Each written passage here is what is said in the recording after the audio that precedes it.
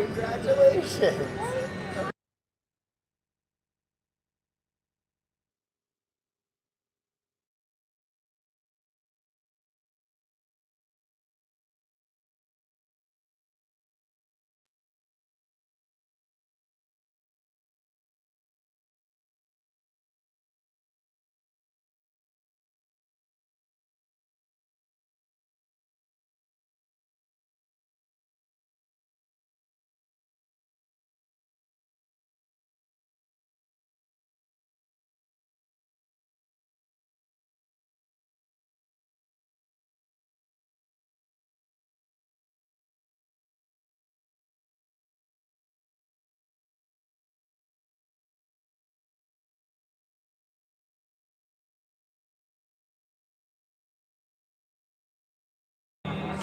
Let me know if you guys can hear me.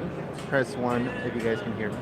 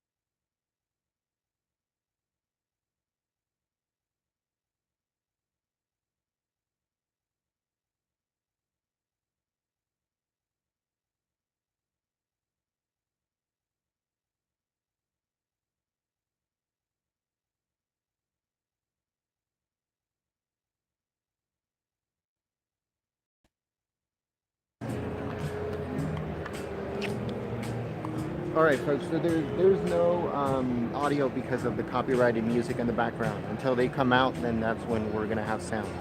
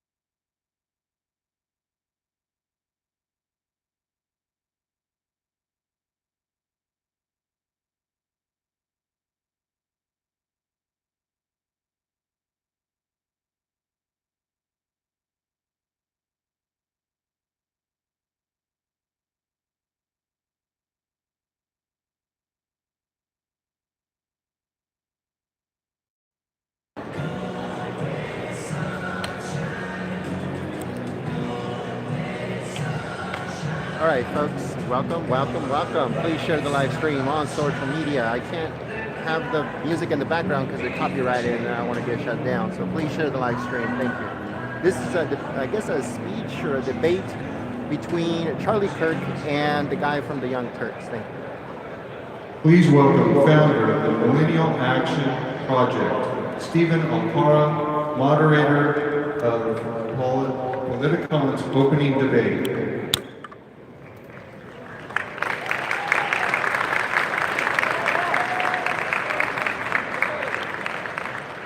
Hello, Politicon, how are you? All right. Well, my name is Stephen Alpara. I'm the founder of the Millennial Action Project. We're a nonpartisan organization working with young lawmakers across the country. And I'm honored to be here at Politicon for the 4th time, and I'm honored to be moderating this debate. Now, how many of you came to the debate between Charlie Kirk and Hasan Piker last year? Okay. Now, out of everyone here, who's ready for round 2? So this debate is going to be about whether young people should be progressives, conservatives, or perhaps something else. And we're going to hopefully come to some resolution at the end of this. So with that, I want you to give a huge Politicon round of applause. Make some noise for Charlie Kirk of Turning Point USA. Hasan Piker of the Young Turks.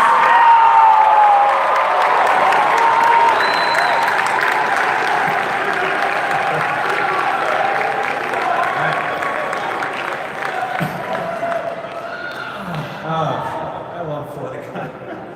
Like Twitter in real life. Yeah, exactly. I barely fit in this chair. Okay, all right. So, okay, did you guys have fun last year? I had fun. So clearly, people were entertained because they wanted us back. And so here we are, and we're going to discuss young people in America, especially given how this millennial demographic is increasingly a major force in American politics. And so what I want to start with is just some opening thoughts from both of our panelists here on some of the major issues facing young people, and then we're going to dig deeper into some of those issues. So I'll start with Charlie first. Charlie, tell us from your perspective what you see as some of the biggest issues facing young people today, and then as part of that, why you think young people should be conservatives. I'd say the biggest issue facing our generation is there's been a bipartisan agreement to continue to spend money we don't have, grow government at the expense of our generation, concentrate power around Washington, D.C. to benefit the wealthy few and the well-connected.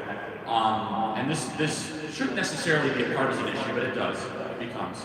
And as we conservatives believe, we believe the bigger the government, the smaller the citizen. As we send more money to Washington, D.C., the IRS gets more powerful, the government bureaucracies get more powerful, and our freedom decreases with that. As we've seen in the last 18 months, what happens when you start to cut taxes and deregulate the economy? The lowest ever black unemployment rate, the lowest ever Hispanic unemployment rate, the highest ever median income amongst the Hispanic community, economic confidence at an all-time high, 4.2% GDP rate, 3.7% unemployment rate. This economy is so great, Obama's trying to take credit for it.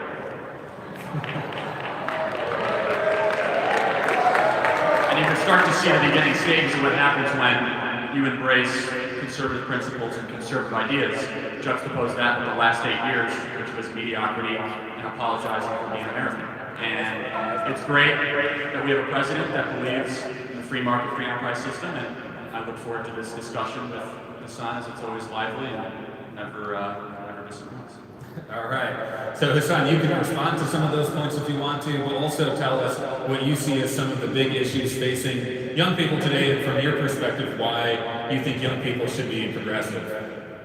I think I'm going to take an apolitical approach as well to this conversation because I like to look at issues and identify what they are and provide what kind of solutions I think are the best possible ones.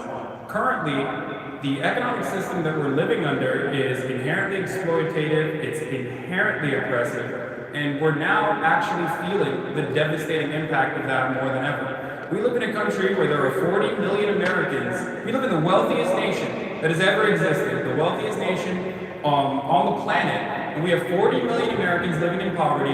We have 18.5 million Americans living in extreme poverty, according to the latest UN reports. Climate change is happening no matter how hard people try to deny its existence, and its outcomes are devastating, especially for millennials, and this is something that we need to focus on.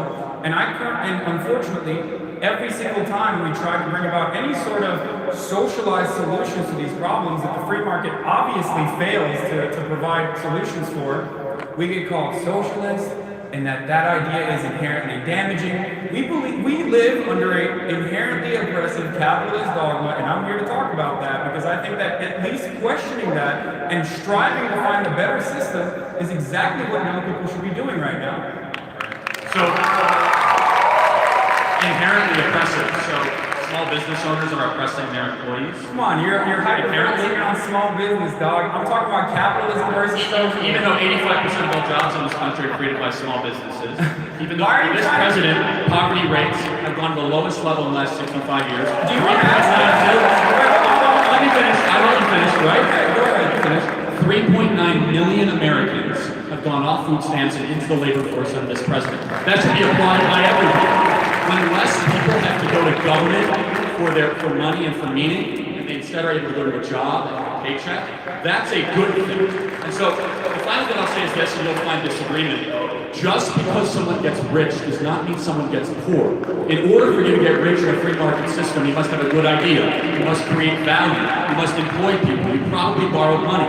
And you have an 80% chance of that business not succeeding. In a free market, yes, we have had success, but you must take responsibility for failure. And you have seen in the last 100 years the standard of living increase for all people across the world. Things get better, prices go down, and we are able to enjoy the abundance that only a free market system can create. You know what? I don't have to call you guys socialists. Bernie Sanders calls himself a socialist. Yeah. And we should reject socialism. Yeah, no, we should.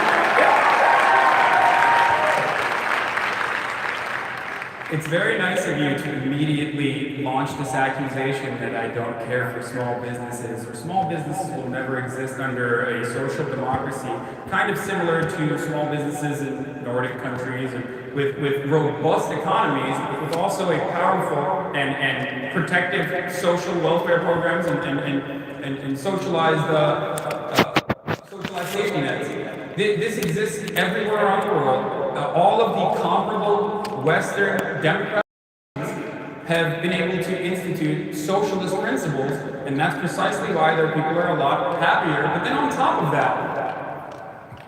that, what's really important to me is like focusing on the rate of growth and the GDP is great, but you can't answer this one simple question. Who cares what our GDP is if the person who is dying of abject poverty can't heal himself because we don't have a socialized medicine, for example? So if you want to talk about healthcare solutions, happy to talk about it. You brought up Norway, Sweden, Finland. You would call those socialist countries. No, I wouldn't call them socialist countries. Okay, they're definitely on a scale. Yeah, I said social democracy, which would be a more socialist country. Okay. Look, if we're going to have this conversation, I asked a very simple question. we'll have a consensus on this first. Let me ask you a question, okay? Because this is like really improper framing, and a lot of people confuse socialism. You said inherently excluded. You framed the argument. Oh, with capitalism, yeah, I did. Okay, so that's Yeah. and I rebutted that. So How did you rebut that? by talking about just because No, by talking about like what small businesses. It doesn't matter. Every single business. Let me say one thing. Every single Norway, Sweden, and Finland, according to the World Economic Freedom Index, are ranked higher than the United States of America. That is not socialist. They have lower taxes. So that means that you can have socialism and yet still have successful businesses in your country. Thank you for proving my point. The exact opposite.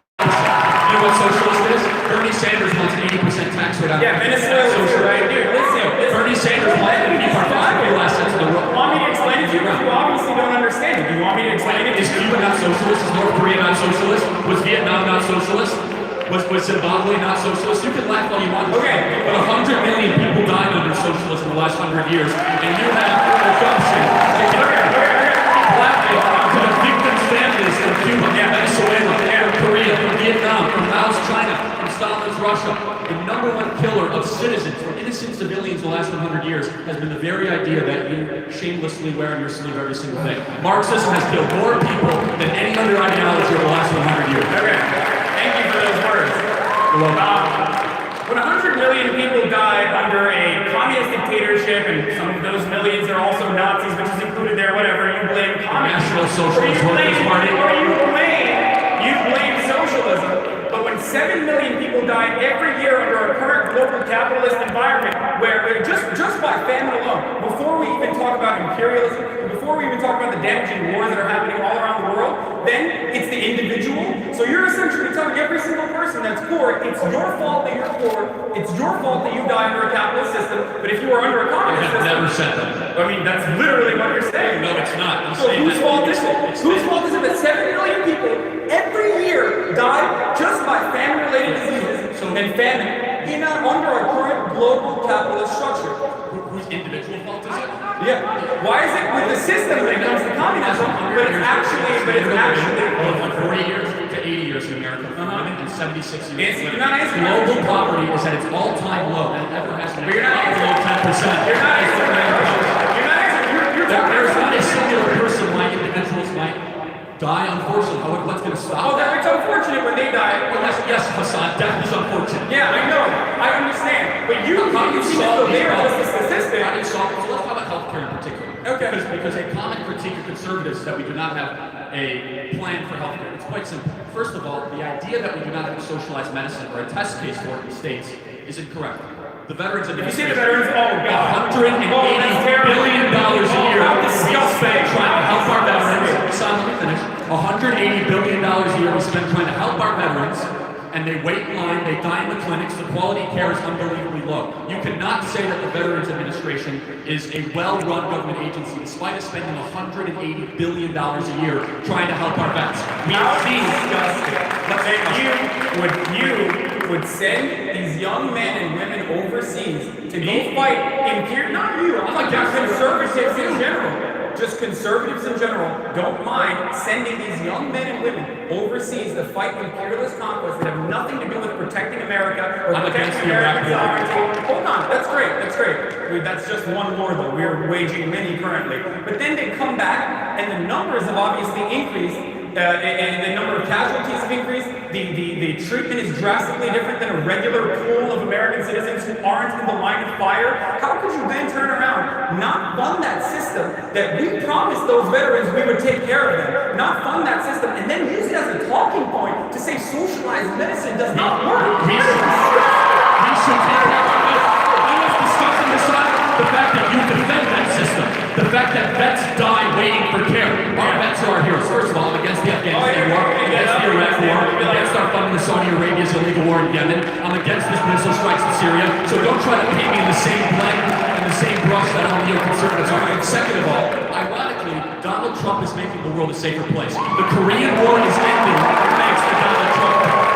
ISIS is on the line of being destroyed. What does this have to do with us lying to our veterans that we were going to take care of it and then letting Veterans Administration, which is socialized medicine, the Veterans Administration, which is socialized medicine, does a disservice. You advocate for socialized medicine. I do not want the rest of the country. I'm not saying the VA is good. I'm saying that it's underfunded. That our veterans have. You're using that as a tool to just attack socialism. It's called evidence. This works in every other country that has tried to do this. This works. The system absolutely works. How does the Cuban healthcare system work? The Cuban healthcare system. The Cuban healthcare system? What, you mean the country where they're on the verge of solving AIDS and a multitude of different cancer research? Like, what are you talking about? Their life expectancy is 15 years, less than the United States. Widespread starvation, where they lock up political dissidents. Why do people flee Havana, Cuba for Miami, Florida? I don't know. Maybe Miami, Florida for Havana, Cuba. Okay. Maybe it's because people did not want to willingly give away their land. But I'm not here defending Cuba. I don't give a shit about Cuba, dog. I'm talking about America. You just said they're solving AIDS, which is talking about nations. We are talking about socialized medicine in complementation. You're going to say that America and Cuba are virtually identical? I think that Canada is a better example, and there are definitely problems within the Canadian healthcare system. Again, due to privatization and due to underfunding and crippling the institution from within because of privatized policies. This is all, private enterprise is grossly responsible for the lack of affordable healthcare in this country. It shouldn't even be affordable, it should be free. This is what the people want. Nothing is free, Hasan. 100% of Americans free if your neighbor's being Medicare for all.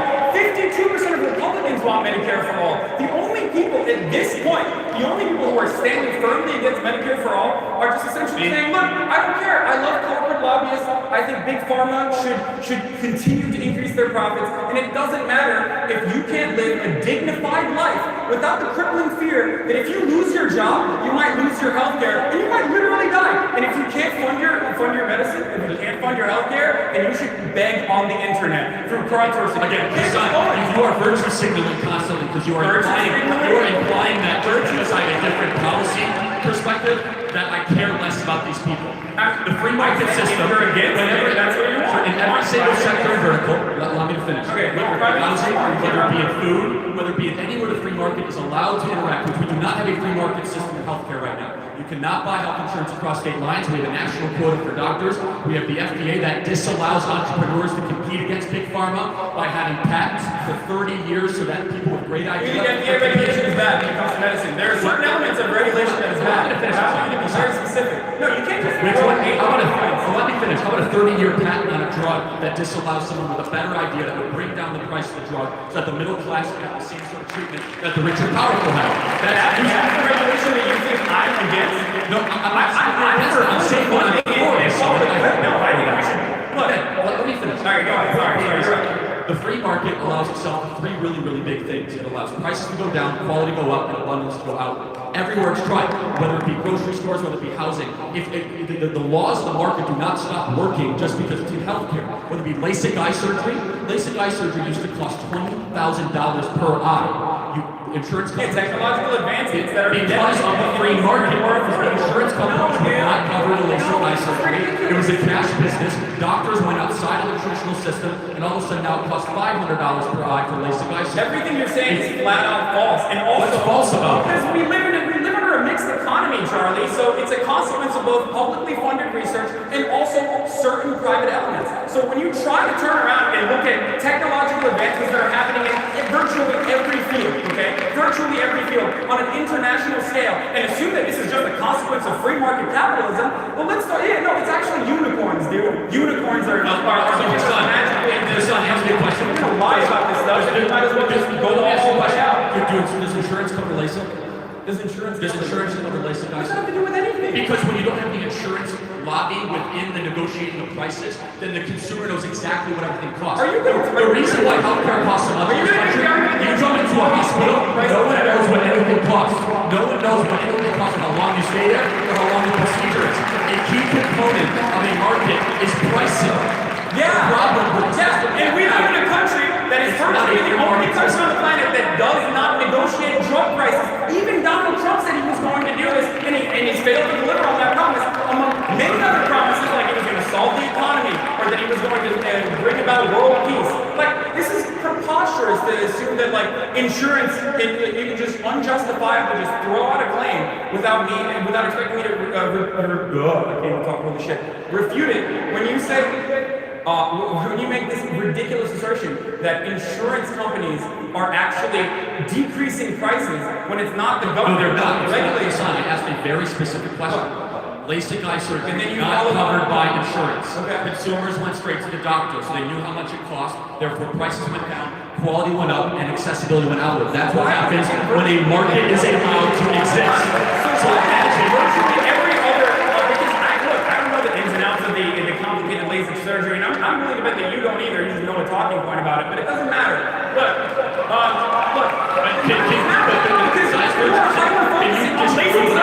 Are all American? Is this the most important problem that all Americans have to face when it comes to our current? When it comes to the cancer rate in the U.S., it's good. We're good on cancer if you can afford it. So how do you get things to cost less? Competition, which is inherent in the market. Regulation. Regulation prices out middle class consumers. Regulation is a tool used by corporations to go after small business owners. That is why the biggest small business owners like Pfizer. You're right, dude. Come on. Pfizer has a $100 million a year government lobbying budget. Yeah, I hate that. We agree on that. It's corporatism. Yeah. It's not capitalism. It's different when you have a good idea versus buying lobbyists, sending them to DC, saying put all these rules and regulations that I can afford, but the entrepreneur from Silicon Valley that has a 5-person company cannot afford. So why is it $20,000 cheaper in other regulations. countries, Charlie? Explain that to me. If it's not government price negotiations, why is it cheaper in virtually every other country? As a matter of fact, this is a ridiculous talking point because, like, conservatives have, for the most part, maybe not Charlie, but I am willing to hear your perspective on this. Conservatives, for the most part, have, like, completely decided that the whole regulation conversation is ridiculous and have gone so far as to say that we are subsidizing healthcare for the rest of the world because we are the most innovative nation when it comes to medicine. It's preposterous. Every other nation is able to do this, and these companies are still selling to them. Obviously, they're not selling out of the goodness of their heart because there's no such thing. It's all profit motive, right? So they're capable of lowering drug prices here in the United States as well. But the only reason why they won't, and you're correct on this, I will tell you, because obviously I'm very anti-lobby here and anti-corporatist and anti-capitalist as well, which, by the way, lobbying is inherently a capitalist structure. You constantly Corporatist. It's different. Okay, corporatist and capitalist. Like, you can't, the two go hand in hand. Those are not the same thing. That's like saying crony capitalism is just unfettered capitalism, and you are constantly, on the one hand, arguing against regulation, and then on the other hand saying, well, it's not true capitalism. Which one is it? Okay, so regulate capitalism so it doesn't turn into crony capitalism? I mean, we should massively down-regulate the American economy. I'm not saying to abolish every single piece of regulation. When regulations, let me finish. Except for like the patent one, which I'm on board with. What regulation specifically? How about Dodd-Frank? That'd be a great start. That disallows community banks from competing against Goldman Sachs, Wells Fargo, JP Morgan Chase. The big banks broke Dodd-Frank. That is why we've seen an 80% decrease in community banks over the last 8 years since the passing of Dodd-Frank, because it makes it nearly impossible for community banks to be able to compete against the Wall Street banks. I will say this. What Charlie fails to mention with Dodd-Frank is like... I did not interrupt you. No, what Charlie fails to mention with Dodd-Frank, and you can't say this and not mention this part, there are plenty of fail-safes within Dodd-Frank, which was imperfect, I will admit. There are plenty of fail-safes that were also taken away. For example, the fiduciary responsibility. So if you're an old person and you go up to a bank, your banker can virtually make any sort of risky financial decision they want to now because they took that away so that the bankers could make more money off of your money that they're playing around with. This is the kind of deregulation that already caused the 2008 housing. All right, I'm not going to get into this. No, you're not going to get into Federal Reserve loan interest rates. Hold on, what's Fannie and Freddie, genius? What's Fannie and Freddie? Tell me what that is. Tell me about the rating agencies. Tell me about how we should have allowed Wells Fargo to pay a price that those people should be in prison right now for doing what they did. I agree. Lying to federal regulators. Congress and a Democrat Senate. Advocating jail bangers. I'm Lord, dog. Let's do it right now. Or each other for the next 45 minutes, or you can let me finish. The final thing I'll say on banking regulation. One of the biggest misrepresentations of reality is somehow that free market capitalism contributed to the 2008 financial crisis. It was the rating agencies in bed with Fannie and Freddie Mac with AAA bond rating, with B and B minus rated bonds. No one looked what they were actually rating. It was the government institutions that were telling Wall Street to continue to go after subprime mortgage lending. They did credit default swaps on top of it, leveraging the entire American economy with Alan Greenspan artificially lowering interest rates after 9/11, playing with cheap money. Compare that with the Community Reinvestment Act, and no one actually knows what they're trying. All certified by Washington. We're on the same page, but you sound a lot like a communist when you make those points. I'm just going to let you know. When you're like, let's jail bankers, let's regulate both our politicians and also these corporations. Well, here's the problem with regulations. You keep mentioning the failures of capitalism, and then your solution to the failures of capitalism is more capitalism, more free market. Failure of statism. Well, you know how about the successes of free market capitalism? The fact that we have abundance in light, air conditioning. The fact that we have more food that we throw away every single year than we actually eat. The fact exactly. You think that's a good thing? You think that our waste is a good thing, dude? We have an abundance problem in the West, not a scarcity problem. Yeah. In Venezuela, the average Venezuelan costs 17 pounds. Oh yes, 4,000% inflation. Yes. Brink on the Civil War. Yes. Oil reserves of the world and everybody. Yes. The fact that 42% unemployment. Yes. The fact that Maduro continues to exploit his citizens around the lies of Karl Marx. Yes. Is that what we're talking about this on? Yes. I love that you think you own. Oh my God. That's all right. Okay, all right. You can just let him throw away Republican Despacito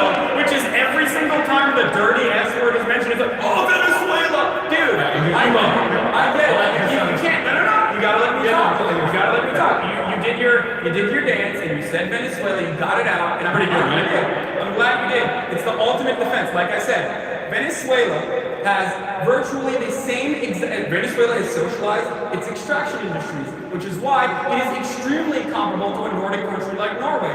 If socialism successfully is implemented, or at least social democracies are successfully implemented in countries like Norway, then some countries fail because they're corrupt, or because of currency mismanagement, or because of a variety of different reasons, like the IMF or American sanctions, or even backing military coups in the country, which Donald Trump, apparently the world leader in peace, is toying around with, as if that has worked ever in Latin American countries or anywhere worldwide. Like, there are a multitude of different reasons why socialism or a more robust social state has not worked in Venezuela, but it obviously has been successful in other countries. Like Zimbabwe, Cuba, Vietnam, North Korea, former Bulgaria, former Belarus, East Germany, Soviet Union. Those are great test cases for socialism, I'm right? glad that you know the countries. I'm glad that you are demonstrating that despite our public education system, you are still knowledgeable on different countries. Stop naming countries and let me finish, okay? All right. So ridiculous, dude. At this point, you guys all have to be aware that this is a ridiculous notion, right? There are plenty of socialized countries around the planet. It's not just Venezuela. And also, let me tell you another thing, okay? When Nordic countries want to implement social democracies or socially democratic principles, it doesn't matter because the United States can't impose sanctions on them, and the United States can't go and bomb them. The United States can't implement coups in their countries, and look at that. It freaking works, dude. It works. Maybe we should stop meddling in foreign affairs all around the world and allow these countries to do whatever they want.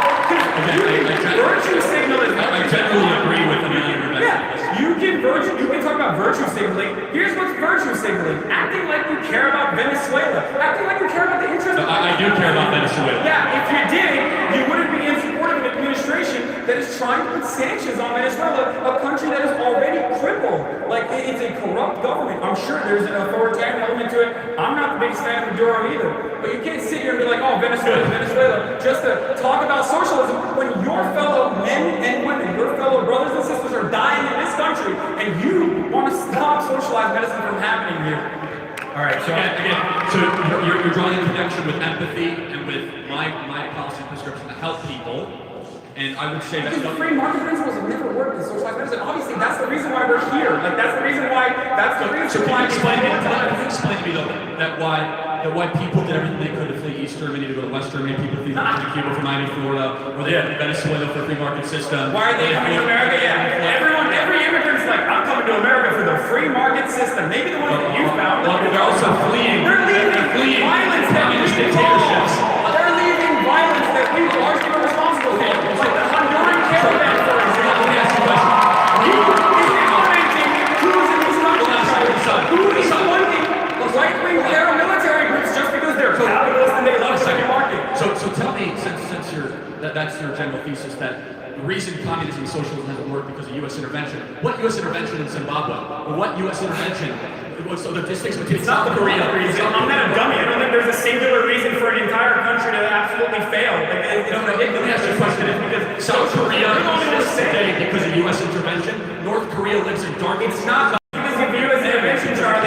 There are a multitude of reasons. The fact that socialism is evil, it doesn't work, it has proper incentive, All of your reasons are just socialism is bad. Like, you're literally like, no, it's socialism. No, and also that free market capitalism is the most proven, more effective economic system ever discovered. That's led to more people out of poverty. The Western civilization is one of the greatest experiments in human history.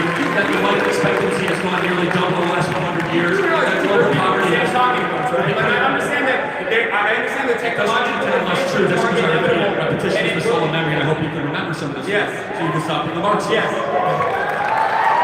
I understand that across the board, due to exponential growth and also due to technological advancements, which were created as an outcome of both publicly and privately funded research all around the world, that we are currently in a better state. I fully understand that, and I fully agree with that. Only one side is arguing that it is all just magical free market principles, and just like only one side here is arguing that an entire nation is crippled because they decided to adopt Marxist principles when plenty of other countries have are successful social democracies, or at the very least have a robust economy and also more social spending where citizens are happy and they don't have to be living in fear that their bosses, if they fire them on a whim, that they'll die. Well, let's bring it back domestically then. Why is it the most murderous, hopeless, and poor cities in America are run by Democrats?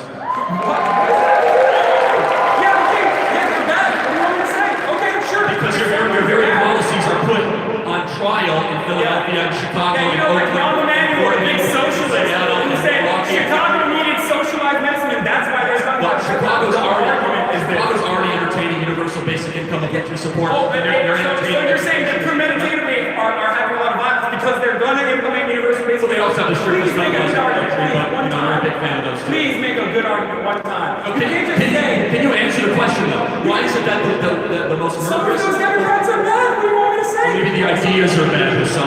Maybe the ideas don't work. What are the ideas? The ideas are high tax, big government, limited government freedom, not investing, not allowing. Name one socialist principle that Rahm Emanuel is trying to implement. The strictest gun laws in the country. Which is Let's start with that. The fact that he doesn't allow school choice, the fact that he cracks down on the voucher system in Chicago, the fact that Chicago has the highest property tax in the country, the fact that Chicago has instituted income tax. These are all quote-unquote progressive ideas. Chicago is more bankrupt, hopeless. Can we just get this out? Well, I think we should have lower taxes. And thanks to Donald Trump, we have the lowest tax rate in 60 years. I never understand this. It's always like, I love deregulation, I love trade taxes. Like, just making these declarative statements might sound great because the tangible impact of it is not necessarily immediate, especially when it comes to tax cuts. But we see the consequences 20 years, 30 years, 40 years down the line, like the erosion of the middle class in America. These are a consequence of Ronald Reagan era tax policies. This is crazy. All of our schools are failing, Charlie. We have Because of Democrat alliance. Oh, come on. Yeah, Democrats are the ones in Oklahoma, right? That's where we're making. So you support school choices, son? By the way, Sweden has school choice now. So Sweden has school That's choice. what I want. I don't want to desegregate the schools. I actually don't support school. Like, it's so ridiculous. School choice is a solution that can allow poor families to go to a better school. There's Democrat politicians and teacher unions that are preventing poor families from sending their kids to better schools. I'm trying to come to a conclusion with you about obvious problems that we have, but you are literally just regurgitating Republican talking points back at me without necessarily listening. Can you disprove anything I've said, Hasan? I say, this is what's going on with our schools. Disprove one thing I've said. Do you hate choice? What does that have to do with what I asked the question, Hasan. I didn't say you hate choice. I said, are you for school choice? Do you hate choice? School choice. Do you hate school choice? You support school choice. It's ridiculous. It's a ridiculous question because you. No, it's actually Florida implemented school choice in like 2015. No, I already said the second ranked in education in the country. School choice works and it helps the least they're doing it again. I know you're Apparently, I'm a politician. Non-stop. You mean saying facts? Facts bother you, Hasan? Does evidence bother you? Does numbers bother you? Charlie, let's get back to reality for just a brief moment, okay? I am using Let's leave numbers. the conservative sphere for a second and get back to reality. You make false assertions non-stop. Name For one. example, the fact that Democratic policies are the reason why Oklahoma's school system has failed, when there's literally in certain districts, there's schools for 4 days. Like, what are you talking about? It's a consequence of underfunding these school systems, and that is inherently anti-socialist. If liberals are doing it, then they're also anti-socialist, and therefore they are wrong as well. And that's something that I want to talk about here. Look, this is why I came in and said, right now, the biggest problem in our country, from my perspective, is the fact that we don't look at socialism as if it's something that could potentially help us, but because of years and years of propaganda, and also very, very talented mouthpieces like Charlie here, and I will admit, very good at disseminating conservative agitprop. Okay? Because of that, and because of the lack of, supposedly inside of our liberal institutions, the lack of education surrounding Marxist theory only at the highest levels, that people genuinely assume that socialism is a bad thing and not necessarily something that can help us, something that can save us. These are popular policies, you guys. You guys are advocating against your own best interests. You're advocating against your own well-being. When you talk about free market principles,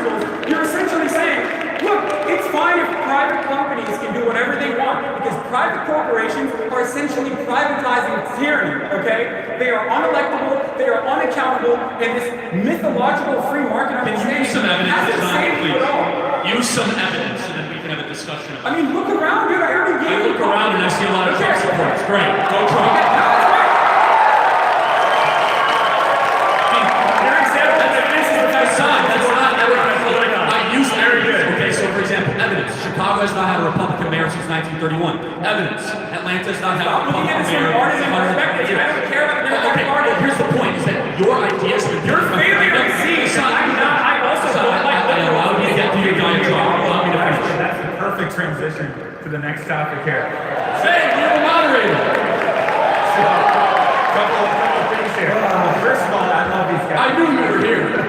First of all, this is one of the most entertaining conversations I've seen in a long time. Next year we won't need the money.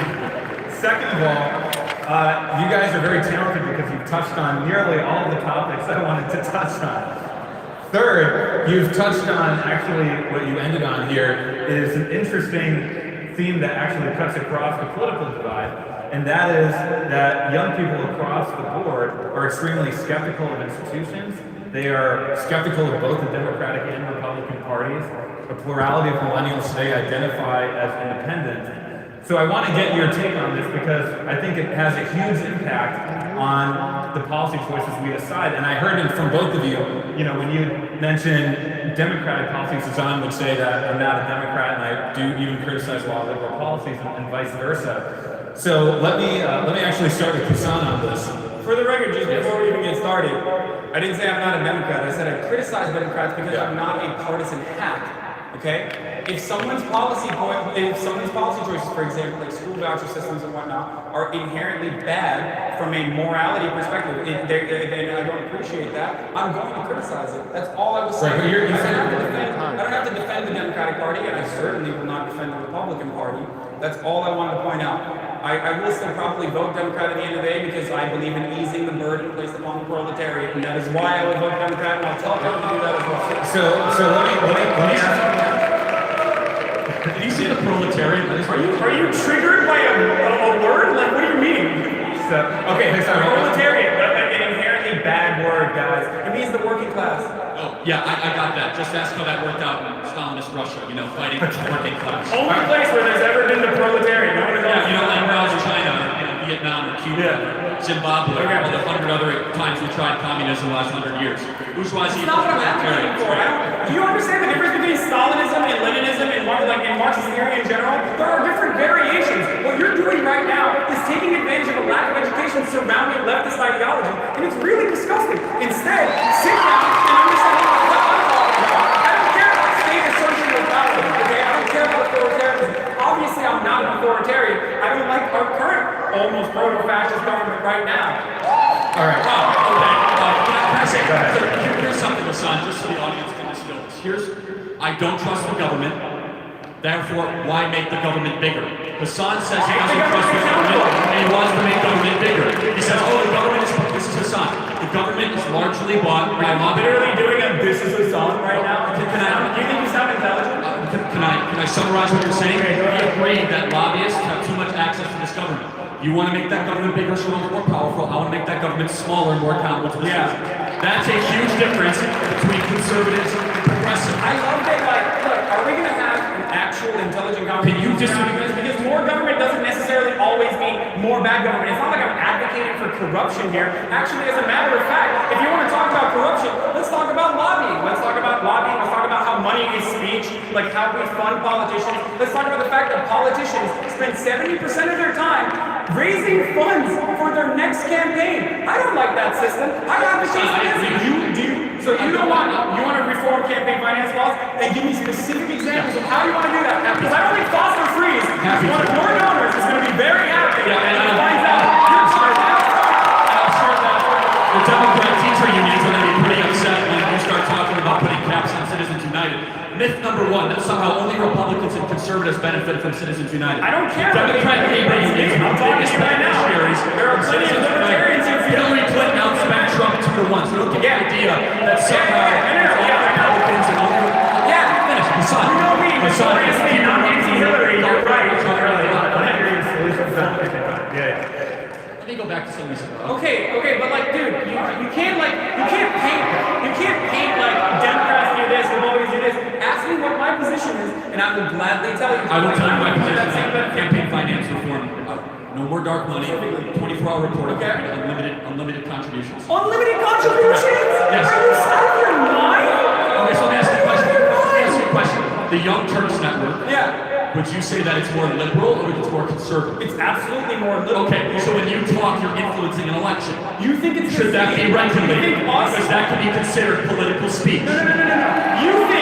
You see that can get really dangerous. Hold on. Let me just understand your line of reasoning here. Do you really think that Pfizer's spending like $500,000 on a campaign so that we don't have to regulate drug prices? That's the same as me, a person who very outspokenly criticizes both parties, talking about it from a leftist perspective, with almost zero actual representatives to support. That's the same to you? What an insane! Okay, so every speech has currency. Okay, so all speech has some form of currency. You have to have whether a celebrity endorses a politician, or whether a political action group endorses a candidate. So if your position, let me finish. That money is speech, therefore money represents value. All speech must therefore be regulated. That when Lady Gaga endorses Hillary Clinton, must regulate that. Son, God, let me finish a sentence, okay? So 24-hour reporting periods and no more dark money. I think allow transparency. You give us 2 votes and then you take away everything. If a corporation wants to participate in an election, 24-hour reporting periods. Here's where you and I will agree. Why do lobbyists have so much power? Because government is so powerful. The idea that somehow we can grow government and make government better as we grow it, there's zero evidence ever to suggest that. Decentralize government back to the states and back to the people. We have too many federal bureaucracies running I'm asking you because I genuinely want to understand your perspective, okay? So you threw out a statement where you said there's zero evidence that more government is better. What does that mean? Can you show me one time in the last 50 years when an American government program or agency grew? American program agency? Yes, because we're talking about We're American. looking at capitalist structure. Can you give me one piece of evidence where an American government program grew and it got more efficient and it did a better job at delivering value to the citizens? One. Medicare is a pretty good. $80 billion a year in documented Medicare waste. Wait, $80 billion a year. Now being covered. You think the fact that 26. By the way, here's the thing. We're paying for Medicare and pay it later. Okay? So that's welfare, housing, development, Who wants education. Social Security, dude? Like, we're having this conversation as though we don't live in the same reality. Who's always aching to cut Social Security? Who's always aching to give tax cuts to the wealthy and corporations? Who's always aching to grow government? Who's always aching to spend more money that you don't have? Who's always aching to reverse the Trump tax cut? Listen, So, like, look, no. Hold on. Finish my point. the big philosophical difference is that we both don't trust government. Only one of us want to make that government smaller and more accountable to the No, dude. That's me. He wants to give more money and more power to the very government that we both don't trust. You're not accountable. You're the one who benefits from the government being corrupt, because then you can turn around and say, no, we don't need this government. We need it to be smaller. So Yes. your wealthy benefactors can virtually enact feudalist policies upon the same people who are cheering right now for free market enterprise, as though that is going to save them. It is insane to me that people still think that this current broken system that we live under, okay, where wages have remained stagnant for the past 50, 60 years, while productivity has increased, which is, by the way, that's wage exploitation, just for those of you who don't understand that concept, but that everything is totally fine. And then you turn around and you say the stock market's great. Okay, the stock market is great. The stock market, who owns the stock market? Oh, yeah, because I'm making a good point. You have to interrupt. Look, listen. The stock market, look, Republicans don't talk about the stock market. You mentioned it in your introduction. The stock market is doing well. Consumer confidence is up. Okay, dude. Well, the 84% of the stock market is owned by the top 10% of wealth. Like, when the stock market is doing well, it's not doing well for you. It's just doing well for those guys. But you can be certain that when the stock market is not doing well, it won't be good for you. Absolutely not. No, sir. Because everything is taken away from the workers. We talk about, like, people always come up to me and tell me, hey, Hasan, why do you want to take away my earnings? I told them, I'm not trying to take away your earnings. I'm trying to make sure your bosses give back what is rightfully yours. These are your earnings. You work for them, okay? And it is very obvious that corporations are not magnanimously going to, anytime soon, give you back those wages. So we have to implement regulation. We have to implement certain policies. This could be UBI. I don't really like it that much, but this could potentially be taxes on the wealthy and corporations. Like, there are many different ways to do it. Or this could be regulating the wages in some way. Or allowing unions to exist in countries. I can't believe you're doing this, man.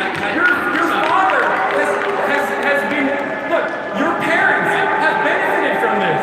Your parents have benefited from this. So first of all, if you want some more numbers, Hispanic median income is at $50,000 right now a year, which is the highest it's ever been in American history under President Donald Trump. Wages have gone up 3.8% in the last 18 months. Hispanic unemployment is the lowest it's ever been. Black unemployment. In the last 1 month, 3 months. Hasan, for the love of God, allow me to finish. No, 3 months, that's a ridiculous point. That's a ridiculous reference point, Charlie. That's What? a point. The lowest I ever gave black you unemployment 60 rate. years. Lowest ever black And you said the last 3 months have been 3% better. 3.8% wage growth, $50,000 annual median income for Hispanic families, which is the highest it's ever been in American history. 3.9 million people have gone off food stamps under this administration 18 months, which is something that everybody should applaud. We have more job openings than we have people to fill those jobs right now. 3.7% employment rate, 4.2% GDP. Large average tax cut, Which is why we should give $2,800 a year. Obviously, there's more jobs available than people taking that. So here's the big philosophical difference and problem, is that Hasan says, well, I don't want to take your work earnings away, I want to go after your employer, essentially to make sure. I don't have the right to tell anybody what to do with any of their money. That's the big difference, Hasan, is that you're trying to... It's their money, Charlie. It's the workers' money. They are just taking it away and accumulating the profits for themselves. This is a distinctly Marxist argument, by the way. Just because it's Marxist doesn't mean it's a bad idea. Stop being an idiot, dude. God damn it. Okay, so I'm so glad you mentioned that. So it's so silly. Like, as if we implement socialized medicine, I didn't say like Venezuela. I didn't say it was bad. I said it's Marxist, and I'm going to tell you why it's bad. Oh, okay. The problem with the Marxist argument is the incentive structure. In a free market system, incentives, everybody is incentive to create value, get a job, or take a risk and employ people. Under a Marxist socialist system, you're incentivized to either run for political office, get as much power as you possibly can, to try to extract money away from people that don't have it. Here's the what about cooperatives? Like, I don't understand. There's multiple different ways to do And do that voluntarily. Go do it the Amish do. Go live in northern New York. In America, we have people that live in cooperatives today. Don't tell me how to live my life. You can live your life however you want to. It's just like it's impossible for you to live as a capitalist in a socialist country. You can live as a socialist in a capitalist country. it's impossible to have capitalism without socialism. You could never implement capitalism without public roads, without the infrastructure necessary to bring private industry. You can live in a socialist country. It won't be great. So it's a fully socialist country. I don't think we've been able to figure that out yet. So I'm not even saying that a fully socialist country will be great. But you have never, ever lived in a fully capitalist country. You pay tolls. So that's it? That's a user fee. That's not social. Oh, That's if you use the highway, you pay for the highway. You pay a gas tax. You pay a gas tax. So if you drive a car, you pay into the highway fund. Yeah, you're That's right. how it works, Hasan. You're right. Socialism is what you want it to be, and not what it actually is. You're right. A program that will not benefit you to send the money to someone else that is in a different socioeconomic circumstance. Free market capitalism is the greatest wealth creating engine in human history. It's lifting more people out of poverty, and you are a beneficiary of the very system that you are mashing around. Your life is better. Capitalism is so stupid.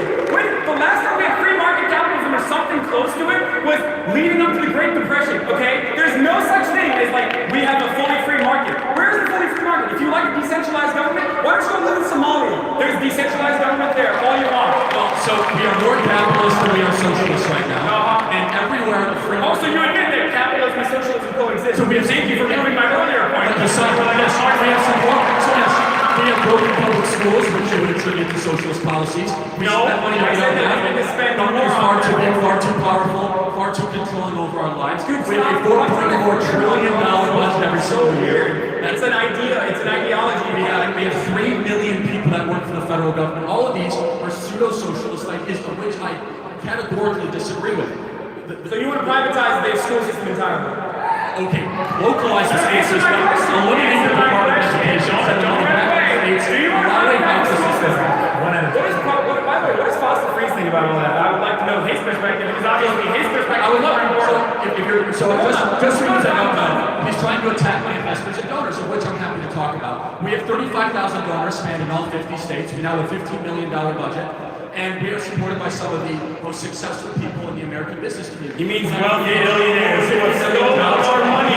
Oh, really? So when we get investments from people that, for example, helped create the modern internet as we know it, or people that helped... Oh, how was the modern internet created? Oh, wait, that was also socialism. That was actually... Okay, so there you go! And another example. Now, content research is good, and we all benefit from it. The most successful Silicon Valley companies right now are all socialists, is that what you're saying? Google? No, absolutely not. Oh, okay. So the most successful Silicon Valley companies invent the technology sector. That's not what I said at all. That's not what I said at all. No, hold on. How about internet providers? You said internet providers. No, I said ISPs need socialism so that there's an infrastructure set in place so that they can come of which they pay for every single year. Okay, exactly, that's socialism. Yes, but in order to pay into it. This is so silly. We're talking about two different definitions. No, we're not. There's one real definition that I'm trying to describe to you, and then there's another one where you're just like making up and picking and choosing whatever is capitalist because it benefits your talking point, and then claiming that Western civilization is created by free market capitalism. I'm trying to explain this concept to you, but you refuse to understand. But I don't think it's because you can't understand. I think it's because you refuse to understand because it doesn't fit your narrative. My narrative is about freedom. My narrative is that America is the greatest country ever to exist, and I want to expand freedom and opportunity for all people.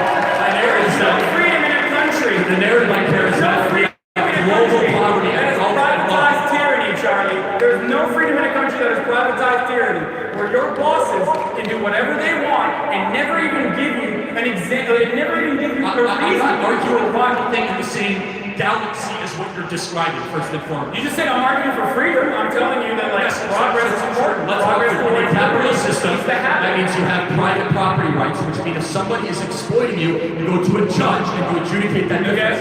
That is inherent in the free market system. You're arguing some sort of is that the only thing abstract anarcho-capitalism. What happens when there are natural barriers of entry and the government obviously has to step in and subsidize? What happens? Like we have socialism, like affirmative action policies. We only have socialism for the wealthy, and we have some socialism for the very poor. Okay. What we need to do is bring that back and have socialism for everyone. For example, Medicare for all would be a good place to start. Okay. There's no answer you can give me. What will happen when automation wipes out the labor force with artificial intelligence? Socialism, whether you like it or not, some variation of that already exists in our country, but some variation of that Most inefficient, most painful will inevitably happen. So it's really silly. You can yell about the free market and how great it is, and also the free market's great because my dad is wealthy is not an argument that you can make anymore, okay? There are people that are suffering in this country. So Hasan, why don't you give 95% of your money away and go live on a commune? Do you really think that that's how it works? Do you really think that's how it works? Because I, every single Hasan, go ahead. Sorry. I live when I practice. I'm a free market capitalist. I employ people. I took a risk. I have my own startup business. Every single day, I practice what I preach.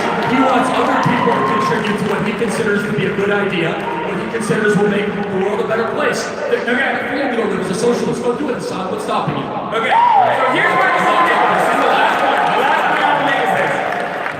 Here's why that conversation is absolutely preposterous. If I gave away the measly earnings that I had and gave away 95%, how much do you make? That wouldn't necessarily even push the needle. I will be very honest. It's really embarrassing, especially if my boss is sitting right there. I make $60,000 a year, okay? And that's a really good salary. But it's not like what Ted Cruz's wife was talking about the other day when she said $174,000 salary a year. It's not like we're gonna buy a second home anytime soon. But that's beside the point, okay? You're trying to attack me, which is ridiculous. Like asking me what my salary is. Sure, I'll reveal it willingly. You've got enough in context. Why don't you look like a socialist? Go look like a socialist. The point is larger than that, Charlie. I look like a capitalist every single day, Jake. I live as a capitalist. Okay.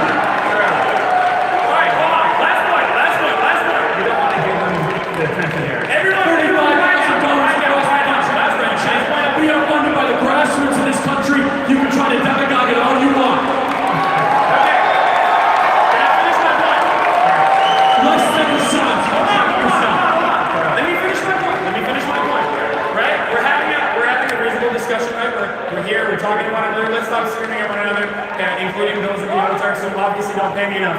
So here's what I was trying to say, okay? We like to make ourselves feel comfortable by like implementing certain environmental policies. For example, like the straw ban in California, which is largely ridiculous because it lowers 0.006% of the plastic in the ocean. This is just simply to make ourselves feel comfortable when 100 companies are responsible for 74% of the carbon emissions. Like, it's ridiculous to think that we are going to have any sort of positive change if I go out and I live in an upstate New York like collective. Obviously, I'm fighting so that everyone can at least see that I'm coming at this not from a partisan place, not from a partisan place at all, but from a place where I'm looking at our problems in this country and trying to find solutions that will help every single American. Okay, perfect.